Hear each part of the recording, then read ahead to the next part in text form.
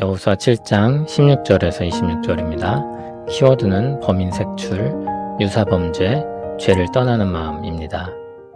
이에 여호수아가 아침 일찍 일어나서 이스라엘을 그의 지파대로 가까이 나오게 하였더니 유다 지파가 뽑혔고, 유다 족속을 가까이 나오게 하였더니 세라 족속이 뽑혔고, 세라 족속의 각 남자를 가까이 나오게 하였더니 삽디가 뽑혔고, 삽디의 가족 각 남자를 가까이 나오게 하였더니 유다 지파 세라의 증손이요 삽디의 손자요 갈미의 아들인 아간이 뽑혔더라. 그러므로 여호수아가 아간에게 이르되 내 아들아 청하노니 이스라엘의 하나님 여호와께 영광을 돌려 그 앞에 자복하고 내가 행한 일을 내게 알게 하라. 그 일을 내게 숨기지 말라 하니 아간이 여호수아에게 대답하여 이르되 참으로 나는 이스라엘의 하나님 여호와께 범죄하여 이러이러하게 행하였나이다. 내가 노략한 물건 중에 시날산의 아름다운 외투 한 벌과 은 200세겔과 그 무게가 50세겔 되는 금덩이 하나를 보고 탐내어 가졌나이다. 보소서 이제 그 물건들을 내 장막 가운데 땅 속에 감추었는데 은은 그 밑에 있나이다 하더라. 이에 여호수아가 사자들을 보내매 그의 장막에 달려가 본즉 물건이 그의 장막 안에 감추어져 있는데 은은 그 밑에 있는지라. 그들이 그것을 장막 가운데서 취하여 여호수아와 이스라엘 모든 자손에게 가지고 오매 그들이 그것을 여호와 앞에 쏟아놓으니라. 여호수아가 이스라엘 모든 사람과 더불어 세라의 아들 아간을 잡고 그 은과 그 외투와 그 금덩이와 그의 아들들과 그의 딸들과 그의 소들과 그의 나귀들과 그의 양들과 그의 장막과 그에게 속한 모든 것을 이끌고 아골 골짜기로 가서 여호수아가 이르되 내가 어찌하여 우리를 괴롭게 하였느냐.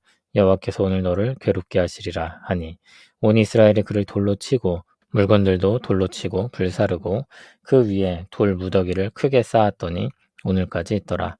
여호와께서 그의 맹렬한 진노를 그치시니 그러므로 그곳 이름을 오늘까지 아골 골짜기라 부르더라. 아멘. 하나님의 말씀을 들은 여호수아는 다음날 아침 일찍 일어나서 범죄를 저지른 사람을 찾습니다. 제비를 뽑으니 유다 지파가 뽑혔고 또 그중 세라 족속이 또 그중 삽디의 가족이 또 그중 세라의 증손 삽디의 손자 갈미의 아들인 아간이 뽑혔습니다. 제비를 뽑는 방식을 취했지만 하나님이 주도하셔서 아간을 찾게 하신 것입니다. 어떻게 정확히 여러 번의 뽑기를 통해 아간까지 갈 수 있겠습니까? 한 번 뽑는 행위를 더할 때마다 복잡성은 엄청나게 커집니다. 다시 말해 다른 사람이 뽑힐 가능성이 커집니다. 그러나 하나님은 정확히 아간을 그 가운데 찾으십니다. 한편 이스라엘 백성은 이 과정을 통해 그들 가운데 한 사람이 범죄였음을 깊이 느꼈을 것입니다. 지파로, 가문으로, 가족으로, 한 사람으로 좁혀지는 과정은 어느 한 사람의 일이 아니라 그들 모두의 일로 느껴지게 하는 방식이었습니다. 여호수아는 뽑힌 아간을 향해 말합니다. 18절을 보면 내 아들아 라고 부르며 말합니다. 구약에서 윗사람이 아랫사람을 부를 때 종종 사용되던 표현이고 연대감을 느끼게 하는 표현이기도 합니다. 아간은 여호수아의 아들로 또 이스라엘의 아들로 여겨졌습니다. 여호수아는 아간에게 말합니다. 내 아들아 청하노니 이스라엘의 하나님 여호와께 영광을 돌려 그 앞에 자복하고 내가 행한 일을 내게 알게 하라. 그 일을 내게 숨기지 말라. 제비를 뽑는 과정 가운데 아간은 충분히 나와서 회개할 수 있었습니다. 그러면 하나님께 용서를 받았을지 모릅니다. 그러나 그는 침묵했습니다. 여호수아는 침묵하며 숨어있다가 하나님에 의해 끌려 나온 아간에게 말합니다. 입을 열어 그의 범죄를 털어놓으라는 것입니다. 아간은 궁지에 몰려 그제서야 자신의 범죄를 시인합니다. 20절에 이러이러하게 행하였나이다 라고 줄여 쓴 말은 분명 본래 더 길었을 것입니다. 침묵하던 그의 입은 변명을 위해 바쁘게 움직입니다. 그러나 범죄를 시인했지만 회개에 대한 말은 없었습니다.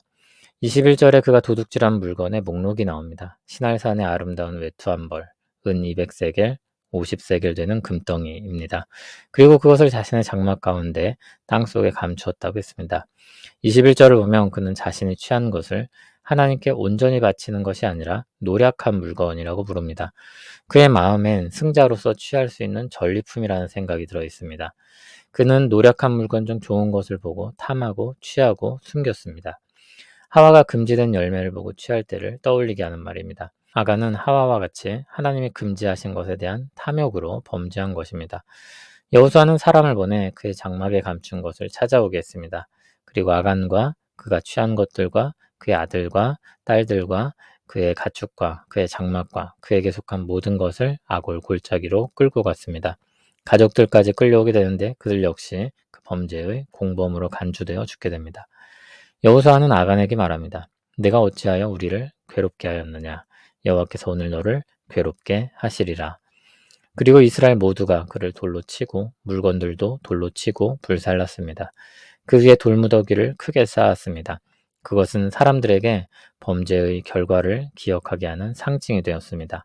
그렇게 이스라엘의 범죄를 제거하자 하나님이 맹렬한 진노를 그치셨습니다. 그 일이 있었던 골짜기를 아골이라고 불렀습니다. 아골은 괴로움을 뜻합니다. 아골 골짜기는 이날에 있었던 괴로움을 나타내기 위해 지은 이름입니다. 이스라엘은 이날 그들의 괴로움이 되었던 일과 참혹한 그 결과에 대해 마음 깊이 새기지 않을 수 없었을 것입니다. 사도행전 5장 1절에서 11절을 보면 아간의 사건을 떠올리는 일이 일어납니다. 아나니아와 삽비라가 자신의 모든 것을 바친 것처럼 속였던 일입니다. 전 재산을 다 바칠 의무나 필요는 없었습니다. 그럼에도 그들은 아주 헌신적인 사람들인 것처럼 자신들을 꾸몄습니다.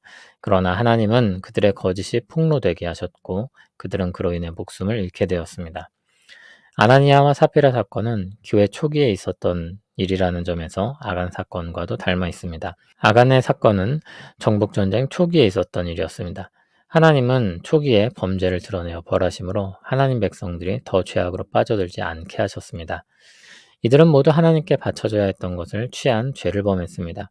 아간은 하나님께 온전히 바치라고 명하신 것을 어기고 취했고 아나니아와 삽비라는 온전히 바친 것처럼 행세하며 그것들을 취했습니다. 그것은 하나님의 명예를 실추시키는 일이었고 하나님과 사람들을 속여 공동체를 병들게 하는 일이었습니다. 하나님은 그런 행위에 진노하시며 강력하게 처벌하셨습니다. 유사한 범죄가 반복되는 것은 사람이 가진 죄성이 있기 때문입니다. 탐욕이 마음 깊숙한 곳에 자리 잡고 있습니다. 누구나 돈을 좋아하고 누구나 남들보다 더 잘 되는 것을 기뻐합니다.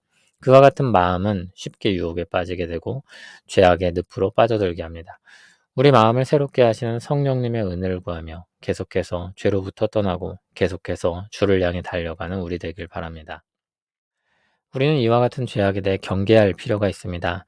심판에 대한 두려움 때문이 아니라 우리가 받은 은혜에 대한 감사와 하나님을 사랑하는 마음으로 인한 경계입니다. 우리에게 베푸신 거룩하신 하나님의 은혜를 기억하며 우리 자신을 죄 가운데 내버려 두지 않고 거룩한 삶을 추구하는 것입니다. 우리를 사랑하신 하나님의 사랑을 알고 하나님을 사랑하는 사람으로서 하나님께 기쁨이 되기를 바라는 것입니다. 이처럼 죄를 떠나는 마음은 하나님의 은혜에 대한 감사와 하나님을 향한 사랑에서 나옵니다. 하나님의 은혜에 대해 묵상하고 그리스도를 바라보며 그 사랑을 새기는 일을 계속해야 합니다. 하나님은 그렇게 하나님의 사랑의 마음을 거듭 확인하면서 신자들이 감사와 기쁨으로 주를 향해 살게 하셨습니다.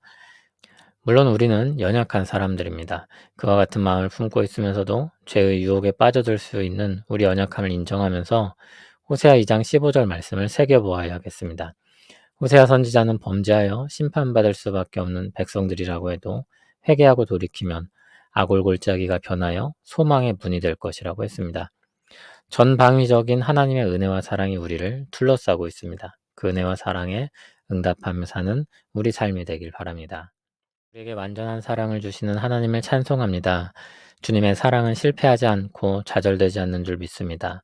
우리를 변화시키고 우리를 주 안에 살게 하십니다. 그 은혜와 사랑이 오늘도 우리를 새롭게 합니다. 하나님이 우리에게 베푸신 은혜를 기억할 때마다 우리는 감사함으로 주를 따르고 그리스도의 십자가를 바라볼 때마다 감격과 기쁨으로 죄를 떠나 주를 향해 삽니다. 주여, 오늘도 우리를 새롭게 하옵소서. 예수님 이름으로 기도합니다. 아멘.